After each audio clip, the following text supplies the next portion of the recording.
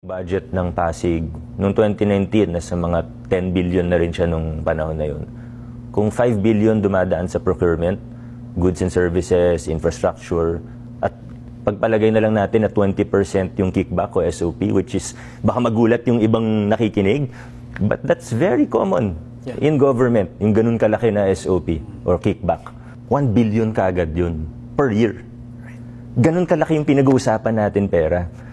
Ang snatcher nga magnanakaw para sa 1,000, 2,000 piso, minsan may nasasaksak siya, di ba? I mean, these are realities of... Yes. So kung para sa 1,000, 2,000, may willing pumatay, may willing manakit, ano pa kaya for 1 billion pesos? Hindi biro yun. Yun din yung lagi kong ini-emphasize. Oo, pakilala tayong pagbabago dito, but it's not smooth sailing. Maraming nagalit dahil sa ginawa natin, na binasag natin, ginawa natin open bidding, naging transparent yung proseso. May mga sumubok na isabotahe kami, may mga papeles na biglang nawala, na hindi na namin matrace, ano ba nangyari? Nung isang araw, nandyan lang yan.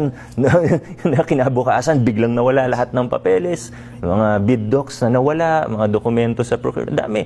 So, of course, those cost delays, and everything kasi gusto nila talagang isabotahe yung ginagawa eh.